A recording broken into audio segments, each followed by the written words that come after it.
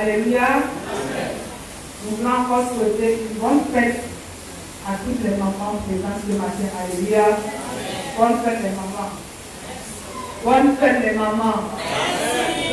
Nous méritons d'être honorés. Alléluia. Alors souhaite encore bonne fête à une maman qui est à côté de toi. Souhaite encore bonne fête avec un joli sourire. Alléluia. Alléluia. Il y a un enfant qui va honorer les mamans ce matin. Alléluia. Il a préparé un petit poème qui va lire à l'attention des mamans ce matin. Et nous allons inviter Loïc qui va l'encourager par le salutation.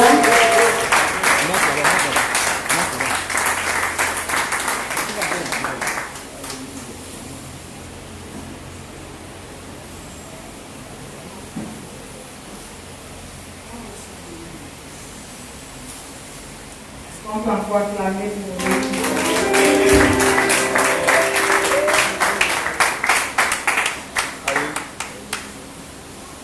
Alléluia. Bonjour peuple de Dieu. Et bonne fête à toutes les mamans. À l'occasion de la fête des mères, j'aimerais lire un poème pour honorer toutes les mamans et les petites mamans. Donc soyez attentifs à ce matin plutôt maman. Amen. Alors que je n'étais qu'une masse sans forme, un être bien avant tous les autres m'attendait déjà à bras ouverts. Eh bien, cet être c'est ma maman. Alors que comme tout bébé pendant la nuit, je pleurais et gardouillais comme un oiseau, un être se levait pour me garder affectueusement. C'est ma tendre maman. Alors que je faisais le premier pas à l'école et que je découvrais les voies de la sagesse, une personne se penchait à mes côtés pour veiller à ce que je fasse toujours mes devoirs. C'est mon incontournable maman. Alors que j'étais foudroyé par les problèmes de la vie et que je me croyais perdu à jamais, elle me redonnait force par ses conseils en or et me promettait son éternel soutien. Oui, c'est encore elle, ma sublime maman. Oh, que puis-je t'offrir en retour, maman, si ce n'est mon infinie reconnaissance. Oh, que puis-je te dire et en quelle langue pour exprimer entièrement ce que je ressens pour toi. Si seulement tu pouvais lire dans mes pensées et écouter les dires de mon cœur, tu comprendras alors combien pour moi tu es spécial. Oh Dieu, sois loué à perpétuité pour cet amour incroyable que tu as institué entre une mère et son enfant. Car ce sentiment n'est pas terrestre et dépasse tout entendement humain. Alors je peux dire sans risque de me tromper que ces mères que Dieu nous donne, cet être splendide qui nous aide à grandir, est notre joie et bénédiction. Et c'est pour ça que je lui dis mille fois merci. À toutes les mamans, que Dieu continue de vous bénir et qu'il vous bénisse encore infiniment. Bonne fête à toutes les mamans.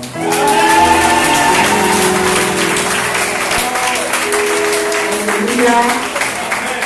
Alléluia. Que Dieu bénisse les mamans. Que Dieu se souvienne des mamans. Que Dieu fasse bien aux mamans. Et surtout qu'il leur accorde la grâce de manger le meilleur dans la vie de leurs enfants. Alléluia. Que Dieu leur fasse la grâce. C'est souvent cette phrase que certains enfants souhaitent à leurs parents de vivre longtemps pour manger le meilleur qu'il y a dans leur vie. Alléluia. Qu'elles ne travaillent pas en vain, qu'elles ne se sacrifient pas en vain, mais qu'au moment opportun, qu'elles puissent manger le meilleur qu'il y a dans la vie de leurs enfants. Alléluia. Alléluia. Et ce matin, je voudrais parler d'une femme. Pas parce que c'est la fête des mères, mais parce que la vie de cette femme a beaucoup à nous enseigner. Et je voudrais parler ce matin de la puissance de la fidélité de Ruth. Alléluia. La puissance de la fidélité de Ruth. Je vais m'adresser aux mamans, je vais m'adresser aux membres du rocher, je vais m'adresser aux papas. Je veux parler ce matin de la puissance de la fidélité de Ruth. Vous savez, il y a des notions comme ça aujourd'hui qui perdent de leur valeur. Il y a des notions aujourd'hui qui ne veulent plus rien dire. Il y a des notions aujourd'hui qu'on trouve s'effacer, qui n'ont plus de place, qui n'ont plus d'importance. Et parmi ces notions, il y a la notion de la fidélité. La fidélité ne peut plus rien dire aujourd'hui. La fidélité ne fait plus partie de ces choses de valeur que l'homme cultive aujourd'hui. La fidélité ne peut plus partir de cette qualité que l'homme doit développer en lui aujourd'hui. Mais je voudrais simplement ce matin nous rappeler ce que la parole de Dieu dit au sujet de la fidélité et combien la fidélité est quelque chose de puissant. Combien la fidélité est quelque chose qui est capable de nous amener même là où nous ne pensons pas, même là où nous sommes incapables d'imaginer. Je voulais vous rappeler ce matin que la fidélité est une qualité qui est incontournable si nous voulons réussir dans la vie. C'est une qualité qui est incontournable si nous voulons percer dans la vie. La fidélité. La fidélité est une puissance. Aujourd'hui, on regarde à la réussite. On ne regarde pas à ce qui peut amener le succès. On ne regarde pas à ce qui peut amener la réussite. On ne regarde pas à ce qui peut amener la paix. Les familles aujourd'hui sans fidélité sont dans la destruction. Les relations aujourd'hui sans fidélité sont dans le chaos. Les relations aujourd'hui sans fidélité ne sont que des hypocrisies. Mais la fidélité est quelque chose de primordial. C'est quelque chose qui tient au cœur de Dieu. C'est quelque chose qui tient au cœur de Dieu. Pourquoi ça tient au cœur de Dieu? Parce que Dieu lui-même s'appelle fidèle. Dieu lui-même, il s'appelle fidèle. La Bible déclare dans le livre d'Apocalypse 19, le verset 11. Puis je vis du ciel ouvert, et voici parut un cheval blanc. Celui qui le montait s'appelait fidèle et véritable. Et il juge et combat avec justice. Pourquoi est-ce que Dieu tient tant à la fidélité? Parce que lui-même s'appelle fidèle. Parce que lui-même se définit comme quelqu'un de fidèle. Parce que lui-même ne parle que fidélité. Et la deuxième chose pour laquelle Dieu tient tellement à la fidélité, c'est parce que ceux qui ont décidé de lui appartenir, ceux qui ont décidé de se confier à lui, ceux qui ont décidé de le suivre, il les appelle aussi les fidèles. Il les appelle aussi les fidèles. Il ne les appelle pas seulement les croyants, il les appelle aussi les fidèles. La fidélité est quelque chose qui compte aux yeux de Dieu. La fidélité est quelque chose qui a de la valeur aux yeux de Dieu. La fidélité est quelque chose qui est important aux yeux de Dieu. Mais malheureusement, nous vivons dans ce monde aujourd'hui. Et même dans l'Église, cette notion a tendance à disparaître de plus en plus. Nous ne sommes plus préoccupés par la fidélité. Fidèle à mon poste, fidèle à mes obligations, fidèle à mes engagements, fidèle envers mon église, fidèle envers mes pasteurs, fidèle envers ma maman, fidèle envers mon mari, fidèle à mon lieu de service. C'est une notion qui a tendance à disparaître. Mais je voudrais ce matin nous rappeler que la fidélité est ce que Dieu nous a donné pour marcher avec lui. La fidélité est ce que Dieu nous a donné pour aller plus loin dans la vie, pour aller plus loin dans la marche de ses terres. Il y a un texte que nous allons lire dans le livre de Apocalypse. Je vais vous le lire. Apocalypse chapitre 20, le verset 6.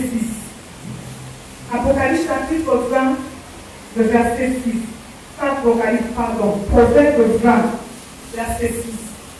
Est-ce qu'on peut lire? Proverbe 20, verset 6. La Bible déclare ceci. Beaucoup de gens proclament leur bonté. Il y a des versions qui disent que beaucoup de gens se vantent d'être bons. Il y a d'autres versions qui disent que beaucoup de gens se disent bons. Beaucoup proclament leur bonté. Beaucoup se disent bons. Beaucoup se disent généreux. Beaucoup se disent qu'ils sont meilleurs, qu'ils sont excellents. Mais la Bible déclare un homme fidèle qui le trouvera. Un homme fidèle, une femme fidèle, un enfant fidèle à son parent qui le trouvera. Un mari fidèle à son épouse qui le trouvera. Une femme fidèle à son époux qui le trouvera. Un chrétien fidèle à son église qui le trouvera. Un ancien fidèle à son poste qui le trouvera. Beaucoup proclament leur bonté. Beaucoup disent qu'ils font des bonnes choses. Beaucoup disent qu'ils sont à l'heure. Beaucoup disent qu'ils agissent. Mais une personne fidèle, un homme fidèle, fidèle, une maman fidèle, qui la trouvera? Qui la trouvera? La fidélité est une des qualités sur laquelle Dieu met l'accent. Beaucoup proclament leur bonté. Beaucoup disent comment ils prient. Beaucoup disent comment ils font de bonnes feuilles. Beaucoup disent comment ils aident les gens. Beaucoup disent comment ils sont à l'église. Pour un homme fidèle, il va le trouver. Un homme qui reste dévoué, qui va le trouver. Un homme qui reste consacré, qui va le trouver. Un homme qui reste engagé, qui va le trouver. Un homme qui reste constant, qui va le trouver. Un homme qui reste attaché, qui va le trouver. Alléluia. Alléluia. Beaucoup proclament leur bonté. Beaucoup proclament leur compétence. Mais un homme fidèle, une femme fidèle, un enfant fidèle, qui va le trouver? Qui va le trouver? Qui va trouver un homme fidèle? Qui va trouver un chrétien fidèle? Qui va trouver une maman fidèle? Qui va trouver un enfant fidèle? Quand son parent sera déjà vieux, quand son parent n'aura plus de force, quand son parent ne pourra plus le gronder, quel est cet enfant qui restera fidèle, dévoué, consacré, attaché à son parent? Quand le parent ne pourra plus rien lui apporter, quel est cet enfant qui va rester attaché à son parent? Quel est ce frère qui va rester attaché à son mari quand il n'aura plus rien à lui donner, quand il n'aura plus rien à lui apporter, quand il n'aura plus rien à faire pour elle? Quelle est cette femme qui va rester attachée? Quel est ce chrétien qui va rester attaché à son église quand il n'aura plus rien de bon qui fera dans l'église? Quand il n'aura plus rien de puissant qui fera à l'église? Quand il n'aura plus rien de glorieux qui fera dans l'église? Quel est ce chrétien qui va rester dévoué? Quel est ce chrétien qui va rester attaché? Quel est ce chrétien qui va rester consacré? Quand l'église à laquelle il a été appelé de rendre au ministère est en train de tomber, quel est ce chrétien qui va rester attaché? Alléluia. Beaucoup proclament leur bonté. Beaucoup proclament leur bonté. Mais un homme fidèle qui va le trouver. Je cherche des femmes fidèles. Je cherche des femmes fidèles. Je cherche des enfants fidèles. Je cherche des employés fidèles. Je cherche des pasteurs fidèles. Je cherche des anciens fidèles. Je cherche des hommes fidèles. Il ne cherche pas des gens qui sont qualifiés, mais il cherche des gens fidèles. Il y a quelqu'un qui a dit, il faut avoir des amis fidèles que d'avoir des amis généreux. Mieux vaut avoir des amis fidèles que d'avoir des amis qui semblent être bons. Parce que quand il n'aura plus aucune raison d'être bon, tu ne parleras plus de sa bonté. Mais celui qui est fidèle reste avec toi, malgré les situations, malgré les conditions, malgré tout ce que tu peux devenir. Il restera des côtés fidèles, des chrétiens fidèles, que d'avoir une multitude. Mieux vaut avoir cet enfant qui est fidèle que d'avoir un enfant qui a beaucoup d'argent dans la vie. Alléluia. Amen. Alléluia. La fidélité. La fidélité est une puissance. Alléluia. La fidélité est une puissance. Mieux vaut avoir des fidèles d'avoir une multitude de... Dieu cherche des fidèles. Quand on parle de fidélité, on parle de foi. En fait, c'est tout simplement la qualité de quelqu'un qui est fidèle. C'est la qualité de quelqu'un qui est dévoué, qui est consacré à quelque chose ou à quelqu'un. C'est la qualité de quelqu'un qui est consacré à quelque chose ou à quelqu'un. Quand on parle de la fidélité, on fait allusion à la qualité de quelqu'un qui est dévoué, à la qualité de quelqu'un qui est consacré, à la qualité de quelqu'un qui est attaché. Il est attaché à quelqu'un. Il est attaché à quelque chose. Et nous verrons cela tout à l'heure avec lui. Qui est attaché à quelqu'un. Qui est attaché à une vie. Qui est attaché à son mariage. Même quand on lui dit de bon, tu parlais de bouiller dehors. Tu veux t'en sortir dehors. Mais qui reste attaché malgré cela. Qui reste attaché à ses valeurs. Qui reste attaché à ses engagements. La fidélité, c'est aussi la qualité de quelqu'un qui est constant dans ses sentiments. Qui est constant dans ses sentiments. Il y a une formule qu'on donne souvent quand on atteint du lit de personne. Souvent le mari et la femme se disent je te serai fidèle dans les bons comme dans les mauvais jours jusqu'à ce que la mort nous sépare. Alléluia. Ce n'est pas une phrase qui est dite en l'air. La fidélité, c'est la qualité de quelqu'un dont les sentiments sont constants. Dont les sentiments sont constants. Dont les affections sont constantes. Quelqu'un de fidèle n'est pas chancelant dans ses sentiments. Il n'est pas vacillant dans ses sentiments. Il n'aime pas aujourd'hui, demain n'aime pas. C'est quelqu'un qui est constant dans ses sentiments, qui est constant dans ses affections, qui est constant dans sa façon de faire, dans ses attitudes, qui est constant dans sa façon de faire. On dit de quelqu'un qui est fidèle quand il fait la même chose tout le temps. Quand il est constant dans sa façon de faire la chose. Je ne dis pas seulement à l'église, mais je suis constant. La fidélité, c'est la qualité de quelqu'un qui est régulier dans sa façon, dans ses engagements. Qui est régulier dans sa façon à observer, à respecter ses engagements. Je ne paye pas seulement la dîme, mais je suis régulier dans ma façon de payer la dîme. Je ne donne pas que les offrandes, mais je suis régulier. C'est la qualité de quelqu'un qui est régulier dans ses engagements. La fidélité, c'est quoi? C'est la qualité de quelqu'un qui est fiable. Quelqu'un sur qui on peut compter. Et aujourd'hui, le monde a besoin des hommes et des femmes sur qui on peut compter. L'Église a besoin des hommes et des femmes sur qui on peut compter. L'Église a besoin des hommes et des femmes sur qui on peut s'appuyer. Des hommes et des femmes sur qui on peut compter. On a besoin des amis sur qui on peut compter aujourd'hui. On a besoin des parents sur qui on peut compter aujourd'hui. On a besoin des enfants sur qui on peut compter aujourd'hui. On a besoin des employés sur qui on peut compter aujourd'hui. Mais sans la fidélité, nous sommes des personnes déloyales. Nous sommes des personnes infidèles. Et je vais vous dire une chose, l'infidélité est une chose que le Seigneur punit sévèrement. L'infidélité, c'est quelque chose que Dieu châtie sévèrement. Nous voulons aujourd'hui des hommes et des femmes sur qui le Seigneur peut compter. Sur qui le Seigneur peut compter. Est-ce que le Seigneur, quand tu es dans ta gloire, il peut compter sur toi? Est-ce que quand tu es dans la détresse, il peut compter sur toi? Est-ce que quand tu vois, tu es assis sur ton trône, il peut compter sur toi?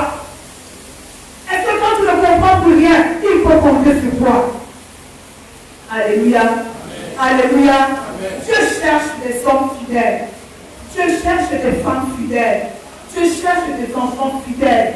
Je cherche des maris fidèles. Je cherche des employés fidèles. Des hommes qui sont à leur poste, malgré la dureté de l'employeur, malgré la dureté du patron, malgré la dureté du chef, mais qui restent fidèles à leur poste.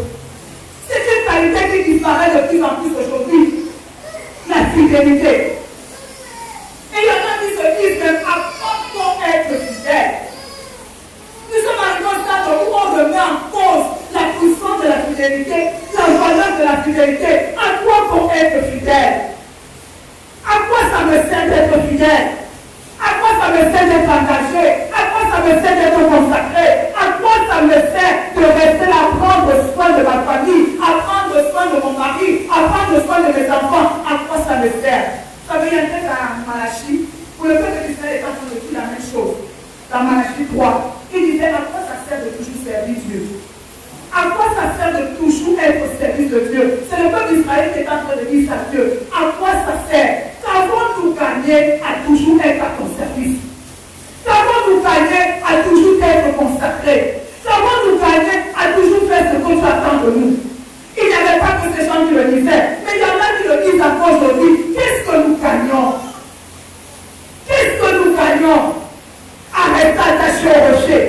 Nous célébrons bientôt l'anniversaire de l'église. Il y en a peut-être qui vont se poser la question, qu'est-ce que j'ai gagné à rester attaché à l'église? Qu'est-ce que j'ai gagné à observer la parole du Seigneur? Qu'est-ce que j'ai gagné, comme Amélie disait, à garder mon corps, à me préserver? Les années sont en train de passer. Qu'est-ce que j'ai gagné?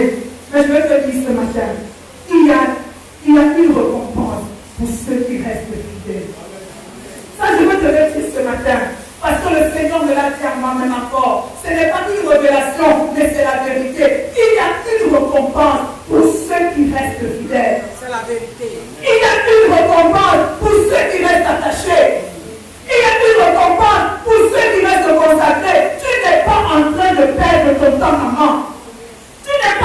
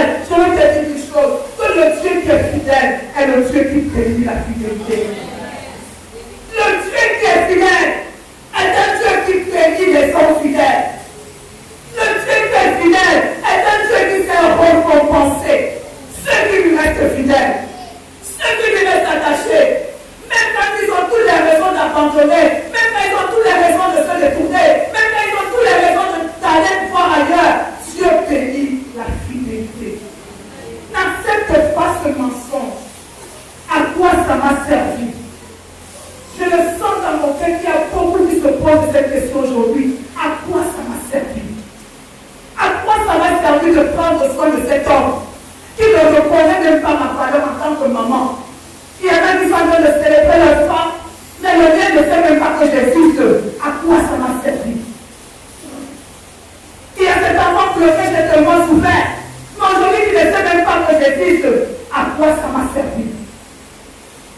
Alléluia. Le Dieu de la fidélité est un Dieu qui sait récompenser. Je veux qu'on dise ensemble le proverbe. Proverbe 28, verset 20. Proverbe 28, verset 20. Qu'est-ce que la Bible dit? Proverbe 28. Un homme fidèle est complet, mais celui qui a hâte de s'enrichir ne reste pas impuni. Je veux que tu soulignes ça dans ta vie. La Bible déclare qu'un homme fidèle, une femme fidèle, un employé fidèle, un serviteur fidèle, un pasteur fidèle est comblé de bénédiction. Rocher, ça fait 20 ans, ça fait 25 ans, ça fait 10 ans que tu t'es engagé. La parole de Dieu me dit ceci, qu'un homme fidèle est comblé de bénédiction.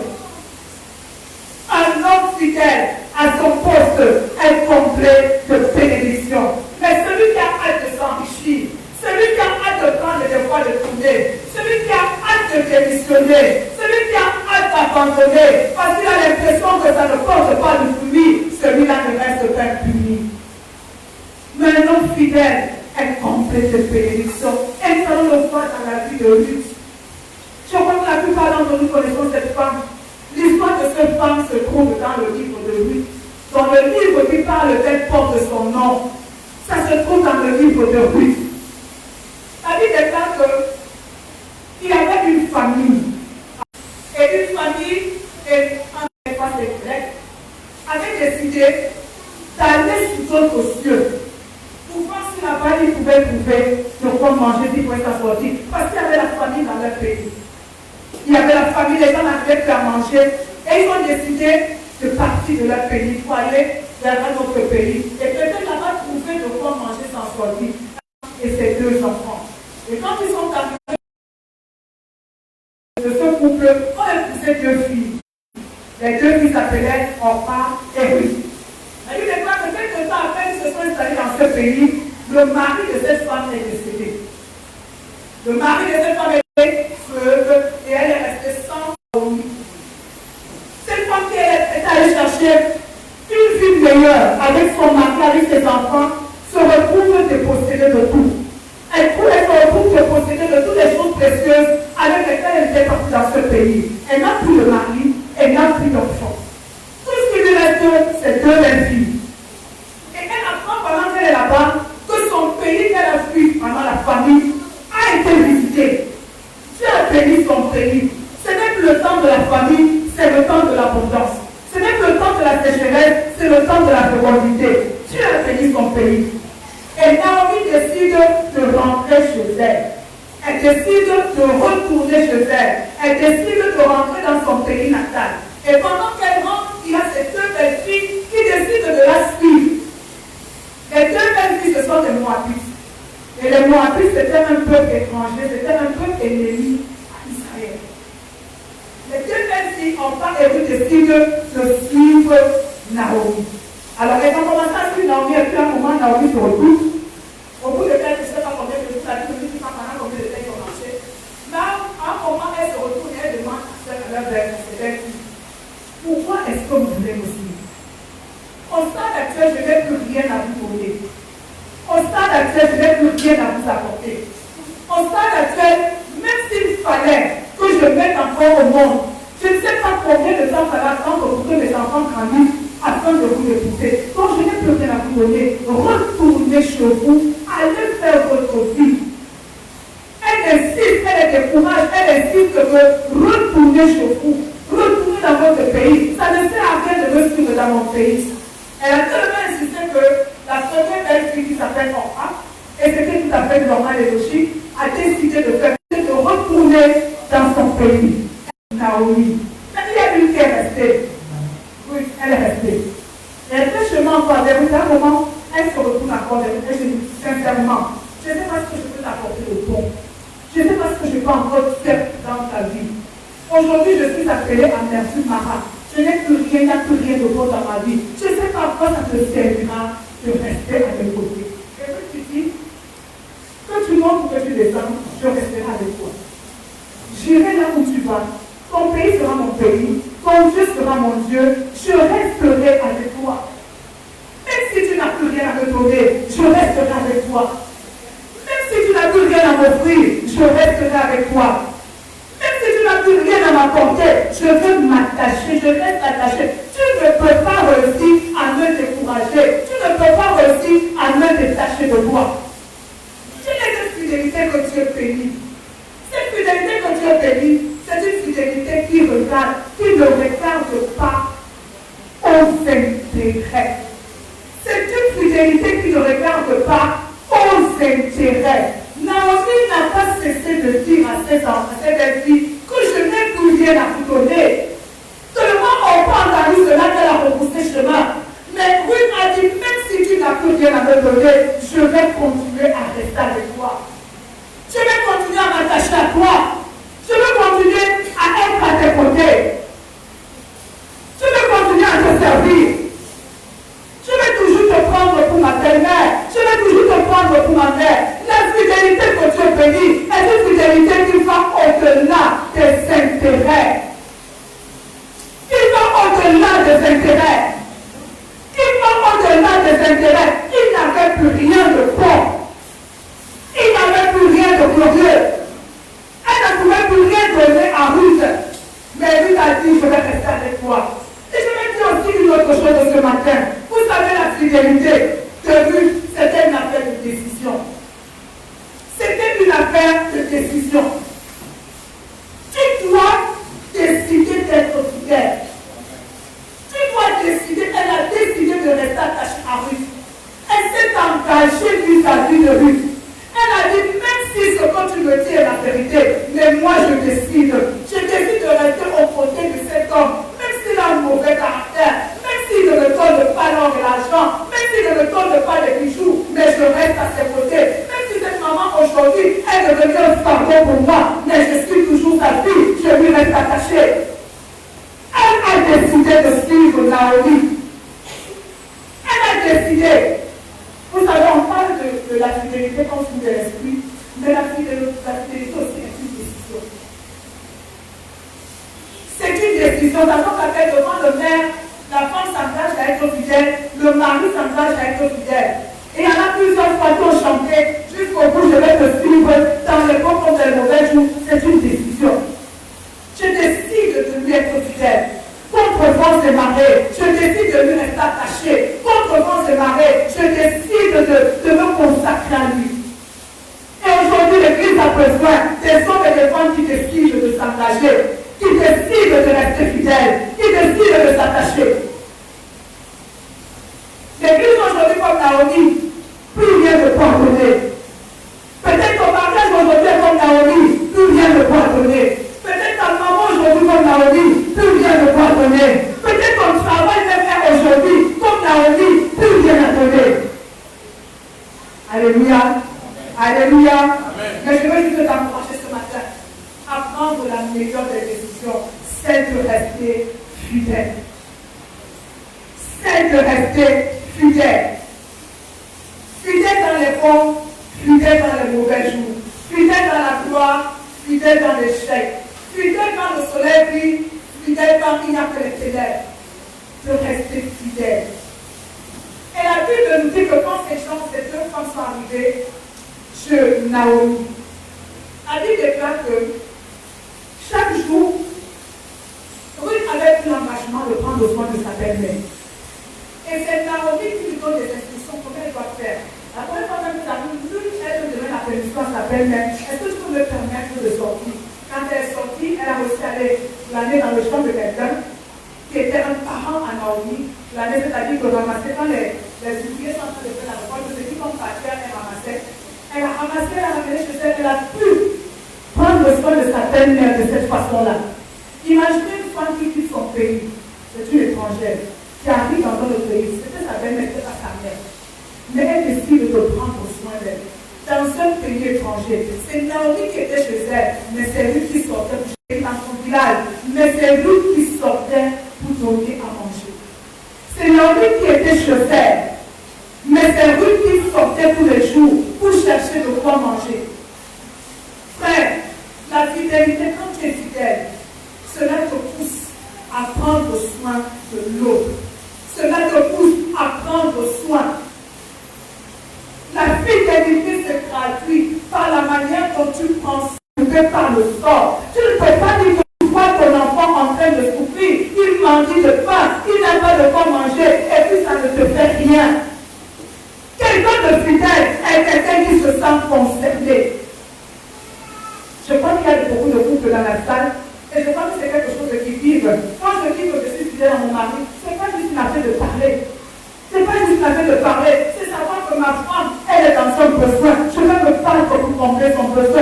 Ma femme n'aime pas quand je rentre tard. Je vais faire un effort pour ne pas rentrer tard. Je peur de ne pas la pousser. C'est prendre soin de l'autre. C'est mettre du bien à l'autre. C'est combler le cœur de l'autre. Je ne peux pas voir l'église en train de tomber, et puis ça ne me fait rien. Et puis je dis, je suis membre, je suis un fidèle au rocher. Je suis un fidèle au rocher.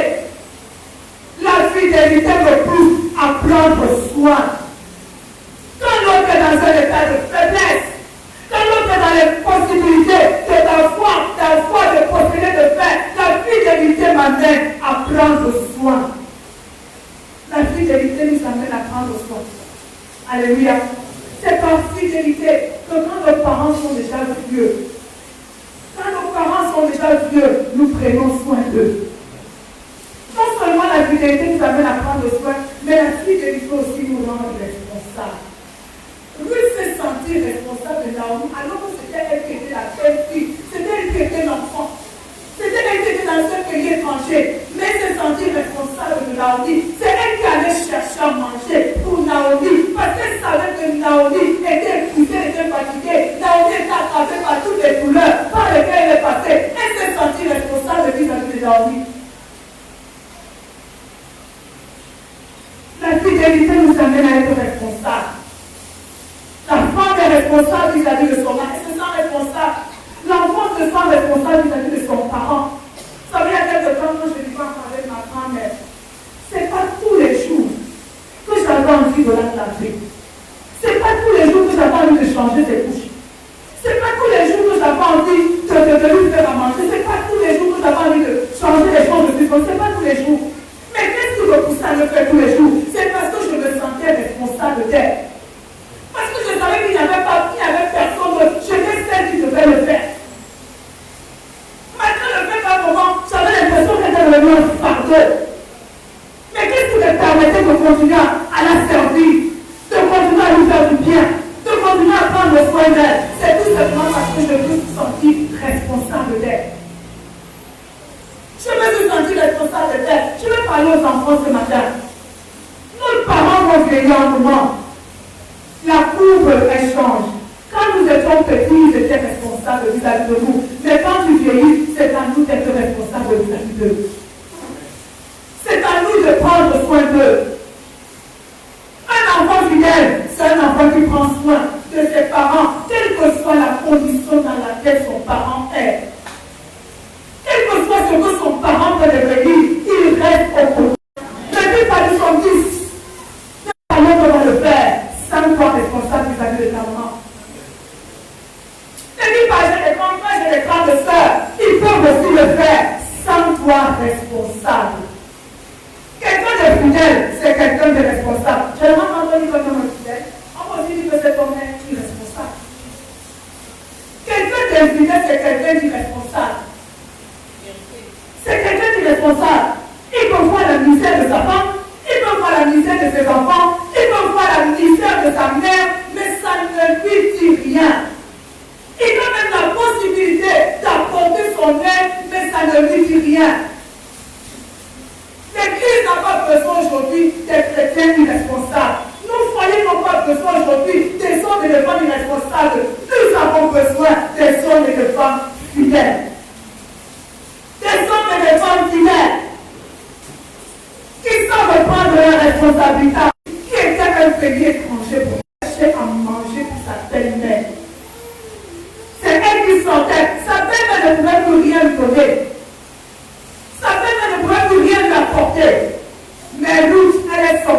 jours pour aller chercher à manger. À une femme qui n'était pas sa mère, qui n'était que sa belle-mère, et il n'y avait rien qui les unissait parce que même l'enfant n'y avait pas. Mais elle a décidé de prendre soin de sa belle-mère parce qu'elle lui est restée attachée. Parce qu'elle est restée attachée. Parce qu'elle est restée attachée. Un employé qui n'est pas fidèle ne sera pas un employé responsable. Ne sera pas un employé responsable. Alléluia. Le monde a besoin aujourd'hui d'hommes fidèles. Le monde n'a pas besoin d'hommes qualifiés. Quand quelqu'un qui a de la qualification, ça s'apprend. On peut me donner des informations, on peut m'enseigner, et me donner de la valeur, et me apprendre à être qualifié. Mais la fidélité, c'est une affaire de cœur. On peut t'enseigner et tu auras des compétences pour faire la chose. Mais la fidélité, c'est une affaire de cœur. L'Église a besoin d'hommes fidèles. Nos maisons ont besoin d'hommes fidèles. Nos familles ont besoin d'hommes fidèles. Nos entreprises ont besoin d'hommes fidèles. Besoin d'hommes fidèles. Alléluia. Pas des hommes et des femmes qui changent au gré des circonstances. Parce que mon employeur, il m'a donné une prime ce mois, alors je vais beaucoup bosser. Le mois prochain, je donne mon salaire de passe-pas. Je vais faire le travail de vie. Il y a souvent, j'entends prendre des histoires de couple. Le mari qui laisse pas lui. Si demain ne laisse pas, c'est aujourd'hui qu'il a laissé prendre. On va manger les 30 euros aujourd'hui. Une femme responsable qui est attachée à son mari, elle sait que son mari est dans les possibilités d'avoir.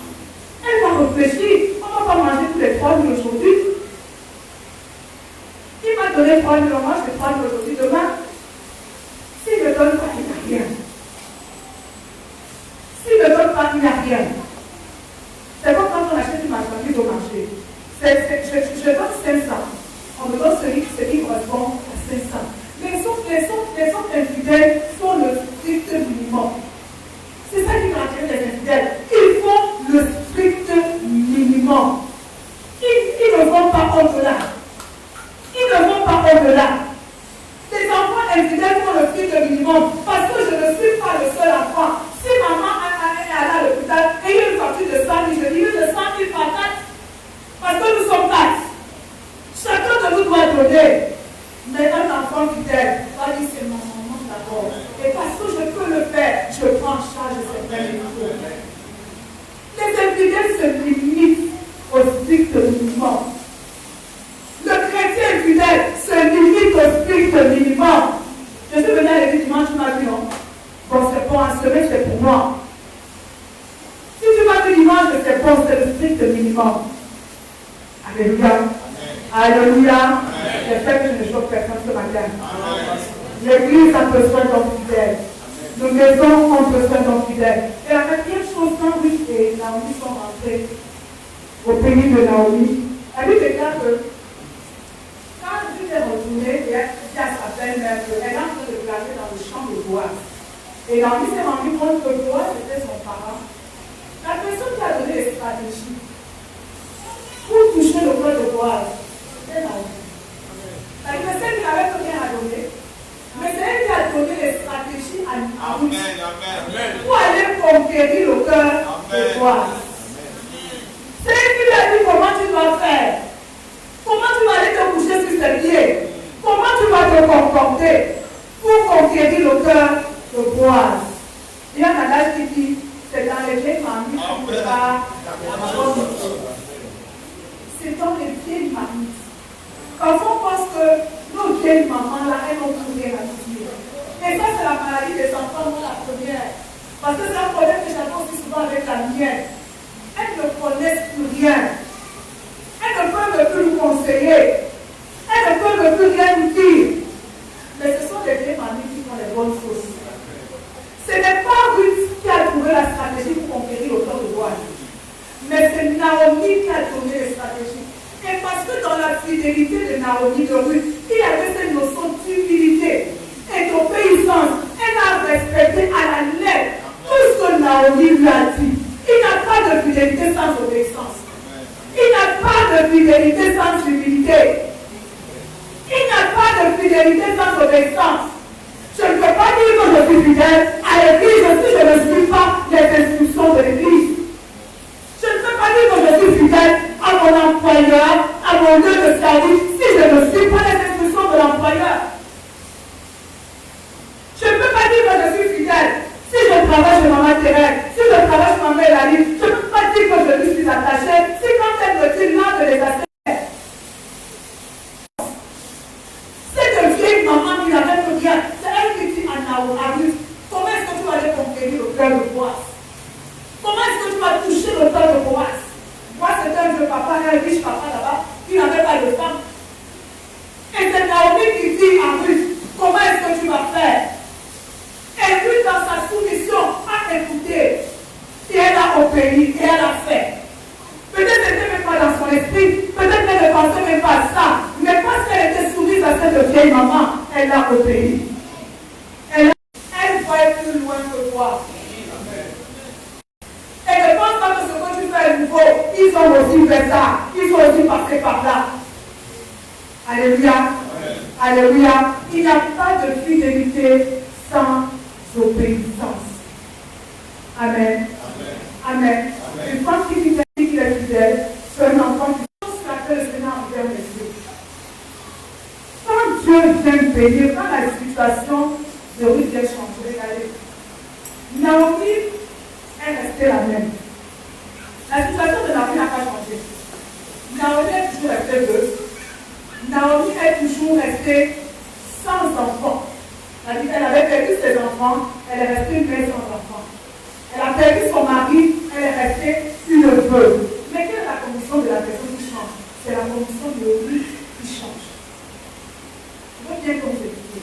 C'est la condition de Ruth qui a changé.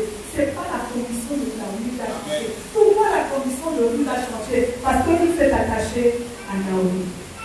Naomi est devenue une source de bénédiction pour Ruth. Ruth a changé dans sa condition. Ruth est devenue la femme de Boaz. Ruth est devenue l'épouse de Boaz, l'un des riches du pays. Elle est devenue l'épouse.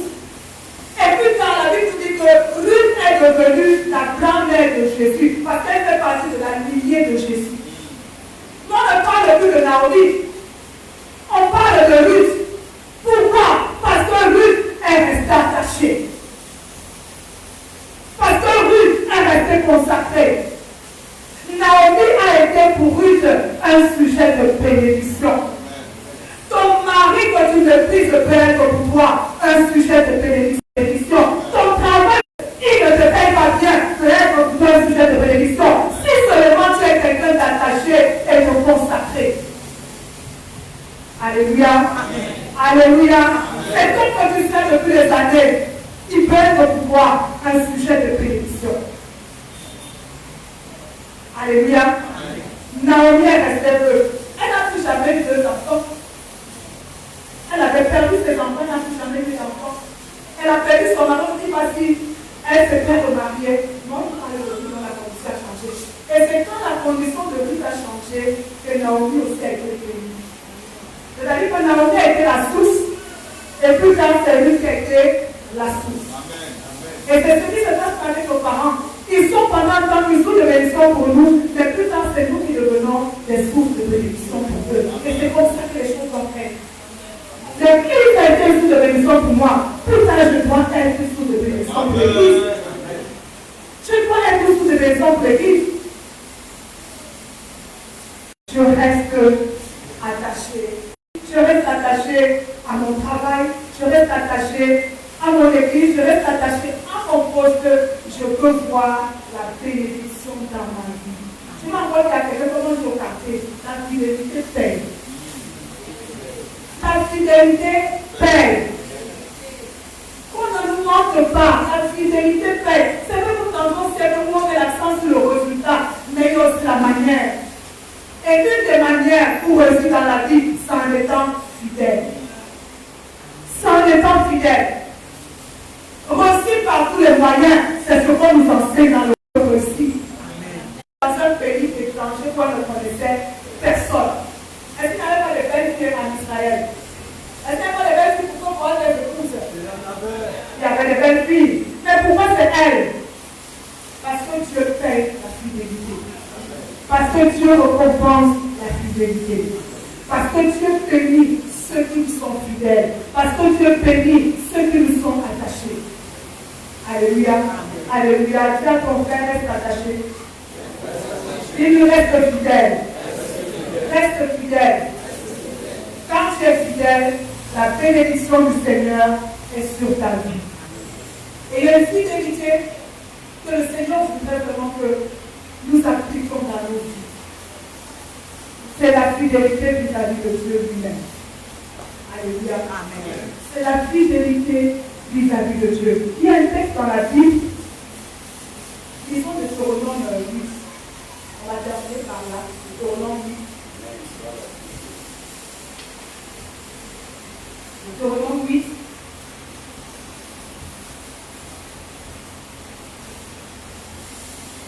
Deutéronome 8, verset 18 à 19. Vous savez pas comme ça dans la Bible, Dieu tout le temps, il revient sur cette infidélité vis-à-vis de lui. Deutéronome 8, verset 18, à partir du verset 18, la Bible dit ceci: souviens-toi de l'Éternel ton Dieu, car c'est lui qui te donnera la force pour les acquérir, afin de continuer comme tu le fais aujourd'hui son alliance qu'il a jurée à tes pères. Si tu oublies l'Éternel ton Dieu, et que tu ailles auprès d'autres dieux, si tu les sers et te prosternes devant eux, je vous déclare formellement aujourd'hui que vous périrez. Dieu est en train de mettre Israël en garde par rapport à une chose. Dieu avait sorti Israël de l'Égypte et Dieu l'avait fait entrer à Canaan. Mais avant son entrée à Canaan, Dieu donne certaines règles, certaines instructions à Israël. Il dit à Israël: reste attaché à moi, reste-moi attaché, reste-moi fidèle.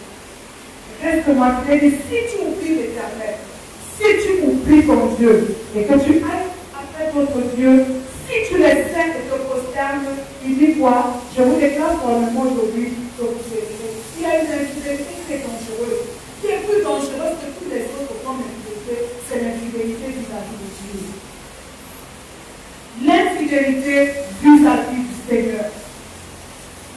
L'infidélité vis-à-vis de celui qui nous a. Dieu n'est pas au centre de nos vies. Par lui et pour lui. Nous sommes des hommes et des femmes infidèles. Il dit: garde-toi d'aller vers d'autres dieux. Quand il y a autre chose que Dieu qui prend la place dans nos cœurs, quand il y a autre chose à laquelle nous donnons plus d'attention dans nos vies qu'à Dieu, nous commençons à être des hommes et des femmes infidèles. Nous commençons à être des hommes et des femmes infidèles. Quand il y a des choses dans ma vie qui occupent plus de place que Dieu, quand il y a des choses dans ma vie, des choses auxquelles je suis plus attaché qu'à Dieu, je commence à être une personne infidèle. Et ça, c'est une infidélité qui est très dangereuse dans notre marche avec le Seigneur. Et dit: garde-toi de l'oublier. Garde-toi de le régler au second plan. Garde-toi de le mépriser. Garde-toi de te détourner de lui. Garde-toi de vivre comme si le vivant n'existe pas. Garde-toi de vivre comme si tu n'as pas de compte à lui rendre. Garde-toi de vivre comme si ta vie t'appartenait. Garde-toi de vivre comme si tu es le maître de ta vie. Alléluia. Quand tu commences à oublier ce Dieu, quand tu commences à te détourner de ce Dieu, tu commences à être quelqu'un d'infidèle. Et Dieu ce matin a besoin d'hommes et de femmes fidèles. Alléluia. Alléluia. Est-ce que tu peux dire à ton voisin: je cherche des hommes fidèles? Est-ce que tu peux dire à ta voisine: je cherche des femmes fidèles? Alors dis-lui, quelles que soient les circonstances de ta vie, sois fidèle. Dis-lui: sois fidèle. Alléluia. Dis-lui: sois fidèle. Dis-lui: sois fidèle. Dis-lui: la fidélité pèse. Membre du rocher, la fidélité pèse. Vous qui êtes restés fidèles, il y a dit ça il y a 20 ans, je vais vous dire ce matin que la fidélité pèse. Alléluia. Alléluia. Si tu t'es éloigné, si tu t'es détaché, si tu t'es détourné, s'il y a autre chose aujourd'hui qui prend ta place, peut-être ça fait pour toi-même. Tu es vraiment focalisé sur toi. Tu es tellement préoccupé par toi-même. Toute ton attention est focalisée que sur toi. Au point où tu as négligé ta relation, au point où tu as négligé ce Dieu dans ta vie, c'est le bon moment, alléluia, de revenir à ton Dieu ce matin. Et puis garde-toi d'oublier. Garde-toi d'oublier. Garde-toi d'oublier. Garde-toi d'oublier. On va se lever. On va se lever ce matin. On va vraiment, chacun va se recommander à son Dieu. On va dire merci à notre Dieu pour la parole de ce matin.